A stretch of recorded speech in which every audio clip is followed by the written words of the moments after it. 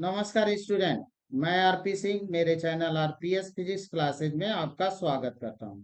आज के सेशन में हम देखेंगे electric field intensity due to near due to charge conducting plate. Charge conducting plate है तो उसके समीप पास में इलेक्ट्रिक फील्ड कितनी होगी। ये एप्लीकेशन ऑफ गॉस लॉ का ही पार्ट है और इसमें हम लोग आते हैं एप्लीकेशन ऑफ गॉस लॉ में। इलेक्ट्रिक फील्ड नियर ये चार्ज कंडक्टिंग सरफेस, हमारे पास कोई चार्ज कंडक्टिंग सरफेस है, उसके पास हमको उसके समीप हमें इलेक्ट्रिक फील्ड फाइंड करनी है, इलेक्ट्रिक फील्ड इंटेंसिटी फाइंड करनी है। तो ये कंडक्टर का कॉन्सेप्ट ये होता है कि जब किसी कंडक्टर को कंडक्टिंग प्लेट को हम चार्ज गिवन करते हैं, देते हैं, तो वो चार्ज रिसाइड कर जाता है on the surface of conductor. वो इनसाइड द कंडक्टर, कोई भी कंडक्टर के इन साइड में चार्ज हमारा नहीं रखता है, वो चार्ज होता है रिसाइड कर जाता है on the surface of conductor. तो ये कॉन्सेप्ट लेकर के when a charge is given to conductor conducting plate, the charge resides in entirely on the surface, on the surface. अब यहाँ पे हम लेते हैं सरफेस चार्ज डेंसिटी, तो सरफेस चार्ज डेंसिटी होती है चार्ज पर यूनिट एरिया। अब यहाँ पे हम ले लें कि sigma charge per unit area, तो क्यू अपॉन ये ले सकते हैं। अब यहाँ पे हम एक सरफेस लेते हैं और ये कंडक्टिंग सरफेस है और इसको हम क्या करते हैं, प्लस चार्ज देते हैं, पॉजिटिव चार्ज देते हैं। तो पॉजिटिव चार्ज के कारण जो इलेक्ट्रिक फील्ड होगी अवे फ्रॉम द सरफेस, यानी सरफेस से अवे होगी, तो इलेक्ट्रिक फील्ड का डायरेक्शन इस तरफ होगा। और दूसरी चीज कि जो हमारी कंडक्टिंग प्लेट होती है वो होती है इक्विपोटेंशियल सरफेस। तो इक्विपोटेंशियल सरफेस पर जो इलेक्ट्रिक फील्ड होती है नॉर्मल टू द सरफेस, तो इलेक्ट्रिक फील्ड जो हमारी होगी वो इस सरफेस के नॉर्मल होगी। अब यहाँ पे दूसरी एक कॉन्सेप्ट और हमको देखना है कि जब हम लोगों ने प्लेन शीट के लिए लिया था, वो प्लेन शीट थी हमारी नॉन कंडक्टिंग। तो नॉन कंडक्टिंग केस में जब हम लोगों ने ये फाइंड किया था और इसको हमने शीट को चार्ज गिवन किया था, तो ये चार्ज सिर्फ हमारा वन साइडेड था, एक ही तरफ था। जैसे आप इसको हम सपोज कर लें कि हमारी कोई नॉन कंडक्टिंग प्लेट है, ये प्लेट मतलब कागज सपोज करें, ये क्यूब बस आ, बस एज इमेजिनेशन के लिए हमने ले रखा है। या अब ये सपोज करें कि ये पेपर है, जब हमने इसको चार्ज दिया, गिवन किया, तो चार्ज कहाँ पे डिस्ट्रीब्यूट हुआ, इसके वन साइड में इस सरफेस पर डिस्ट्रीब्यूट हुआ, इस सरफेस पर नहीं आएगा। लेकिन जब यही कंडक्टर हो जाएगा तो जब हम इसको चार्ज देंगे तो ये चार्ज इस तरफ भी हो गया, बोथ साइड जो हमारा चार्ज डिस्ट्रीब्यूट होगा ऑन बोथ साइड, इधर भी जाएगा इधर भी, और सरफेस पर ही रहेगा, इन साइड में कोई चार्ज नहीं रहेगा। ये हमारे कंडक्टर की खासियत होती है। और कंडक्टर जो होते हैं, कंडक्टिंग सीट है या कंडक्टिंग प्लेट है, ये इसका जो सरफेस होता है इक्विपोटेंशियल सरफेस होता है, तो इलेक्ट्रिक फील्ड जो होगी वो नॉर्मल टू द सरफेस, यानी ये सरफेस है तो इसके नॉर्मल होगी। अब हम क्या कर लेते हैं कि यहाँ पे हम सिलिंड्रिकल गासियन सरफेस कंसीडर करते हैं, और सिलिंड्रिकल गासियन सरफेस होगा। और गासियन सरफेस के दो सरफेस होते हैं, एक तो प्लेन सरफेस होता है, ये हमारा प्लेन सरफेस है, ये हमारा कर्व सरफेस है। तो ये कर्व है, ये हमारा प्लेन सरफेस होगा। तो प्लेन सरफेस पर जो इलेक्ट्रिक फील्ड होगी वो नॉर्मल होगी, और कर्व सरफेस के लिए इसके पैरेलल होगी। प्लेन, ये कर्व सरफेस आपका है, इसके पैरेलल होगी, और प्लेन सरफेस के लिए इलेक्ट्रिक फील्ड जो होगी वो नॉर्मल होगी। ये हमको कॉन्सेप्ट देखना था। तो आइए यहाँ पे देखते हैं, इस कॉन्सेप्ट को लेकर आगे बढ़ते हैं। तो यहाँ पे जो प्लेन सरफेस है, इलेक्ट्रिक फील्ड कर्व सरफेस के लिए इलेक्ट्रिक फील्ड जो होगी वो पैरेलल होगी, और इसके लिए इलेक्ट्रिक फील्ड हमारी नॉर्मल होगी। इसका हम सपोज कर लेते हैं एरिया हमारे पास ये है। तो अब ये इलेक्ट्रिक फील्ड का डायरेक्शन इस तरफ हुआ हमारा, normal to the plane surface, plane surface के नॉर्मल हुआ और कर्व सरफेस के पैरेलल हुआ। तो यहाँ पे अगर कोई हम एरिया एलिमेंट कंसीडर कर लें, तो इलेक्ट्रिक फील्ड हमारी इस डायरेक्शन में होगी, और एरिया वेक्टर होता है हमारा नॉर्मल टू द सरफेस।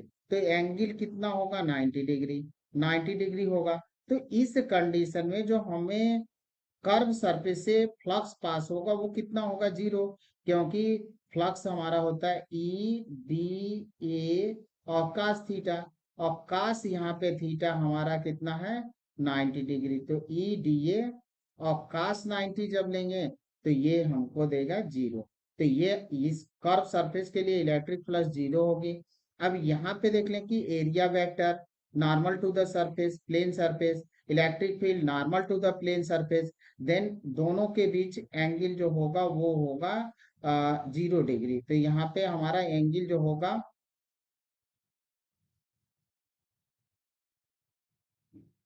ये एंगल जो होगा वो होगा 0 डिग्री। तो यहाँ पे एंगल हमको मिला 0 डिग्री। अब 0 डिग्री है तो E D A cos zero, cos zero की वैल्यू होती है 1।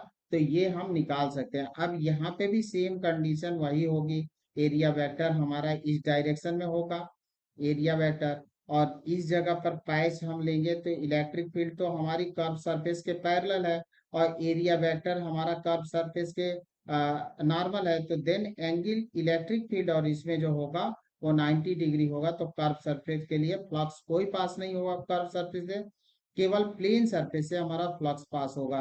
अब यहाँ पे हम अप्लाई करेंगे गॉस लॉ को। तो आइए गॉस लॉ से हम अप्लाई करते हैं। पहले तो ये ले लेते हैं, sigma is uniformly and is the same on both surfaces, the direction of electric field is perpendicular to the surface. Perpendicular to the surface ये हम लोगों ने पहले ही कॉन्सेप्ट देख लिया। क्योंकि जो हमारी कंडक्टिंग सरफेस होते हैं, कंडक्टिंग सरफेस, कंडक्टर का सरफेस होता है, इक्विपोटेंशियल सरफेस होता है, और इक्विपोटेंशियल सरफेस के लिए electric field normal to the surface, electric field जो होती है वो नॉर्मल होती है सरफेस के। तो ये हमारा था। अब यहाँ पे flux passing through Gaussian surface हम निकालते हैं according to Gauss law, phi equal to Q inside upon epsilon zero E dot D A. अब यहाँ पे हम जो ले रहे हैं वो प्लेन सरफेस के लिए ले रहे हैं, कर्व सरफेस के लिए तो जीरो हो चुका है। अब ई और डी ए के बीच एंगल हमारा कितना है, जीरो। तो ई डॉट डी ए का मतलब हो गया ई डी ए का जीरो।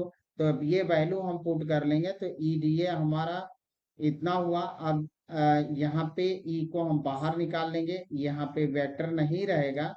अब चूंकि ई डी ए और ई डॉट डी ए को हम निकाल चुके हैं, ये है डी ए और काश जीरो, तो हमको मिला ई और ये हो गया डी ए। तो ये हो जाएगा ई डी ए।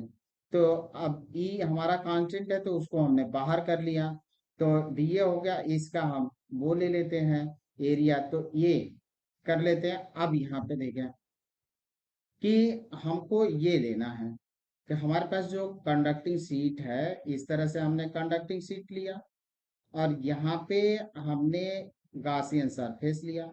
तो आपको बताया कि यहाँ पे जो फील्ड होगा, एरिया होगा, इस जगह का एरिया हम सपोज कर लेते हैं ये जीरो, और इसका भी हम सपोज कर लेते हैं ये जीरो। तो पहले हमने ये बताया आपको कि जब हम कंडक्टिंग सीट को चार्ज देते हैं तो ये चार्ज स्प्रेड करता है, डिस्ट्रीब्यूट करता है ऑन बोथ साइड, दोनों तरफ डिस्ट्रीब्यूट करेगा, इस तरफ भी और इस तरफ भी। और वही प्लेन सीट होती है तो उसमें एक ही तरफ। तो एरिया को हम लेंगे 2a0 इस कारण से। और जो हमारी चार्ज होगा क्यू इनसाइड में कितना चार्ज होगा, अभी हम लोगों ने देखा sigma equal to Q upon A. तो क्यू इनसाइड जो मिला हमको कितना मिला, सिग्मा इंटू ए। और ये हमारा कितना मिला, क्योंकि हमारा चार्ज बोथ साइड में स्प्रेड है, डिस्ट्रीब्यूट है, तो सिग्मा, और ये हो जाएगा टू सरफेस होने के कारण 2a0। और यहाँ पे ए की वैल्यू हम लेंगे 2a0, देन हमको दोनों तरफ ये मिल गया। अब इस 2a0 से इस 2a0 को हम कैंसिल आउट कर देंगे, देन हमको मिलेगा सिग्मा अपॉन इप्सिलॉन जीरो। अब यहाँ पे एक आपको कंसेप्ट और सीखना है। पहली चीज तो यहाँ पे अगर इसको हम नॉन कंडक्टिंग प्लेट समझे कि ये हमारा नॉन कंडक्टिंग प्लेट थी, ये हमारी नॉन कंडक्टिंग प्लेट थी। तो जब नॉन कंडक्टिंग प्लेट है तो हम क्या करेंगे, नॉन कंडक्टिंग प्लेट, जब हमारी नॉन कंडक्टिंग प्लेट होती है तो इसके दोनों तरफ चार्ज डिस्ट्रीब्यूट हुआ, और इस conducting plate plate sorry non conducting में एक ही तरफ चार्ज डिस्ट्रीब्यूट होता है, कंडक्टिंग में दोनों तरफ चार्ज हमारा डिस्ट्रीब्यूट। तो नॉन कंडक्टिंग अगर ये है तो इसके पास में नियर में जो हमारी इलेक्ट्रिक फील्ड होती है वो होती है two sigma upon two epsilon zero.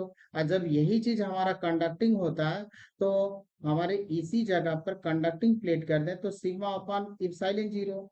तो अब इसको और इसको अगर हम कंपेयर करें तो हम ये देखते हैं कि कंडक्टिंग प्लेट के पास जो हमारी इलेक्ट्रिक फील्ड इंटेंसिटी होती है नॉन कंडक्टिंग प्लेट के अपेक्षा ट्वाइस होती है, दो गुने होती है। यानी नॉन कंडक्टिंग प्लेट के पास जो इलेक्ट्रिक फील्ड इंटेंसिटी होती है वही अगर कंडक्टर में हम रिप्लेस कर दें तो वहां पे इलेक्ट्रिक फील्ड हमारी क्या होगी, डबल हो जाएगी, या नॉन कंडक्टिंग में हाफ होगी। तो इसको देख लेते हैं। नोट द मैग्नीट्यूड ऑफ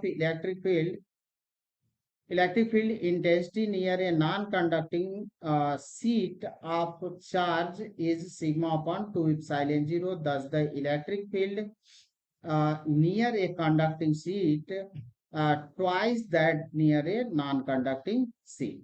तो ये हमारी होती है ट्वाइस हो जाती है with the same surface charge density. ये हमारा था छोटा टॉपिक था। और ये अगर वीडियो अच्छी लगी हो तो लाइक करें, कमेंट करें, शेयर करें। Thank you student.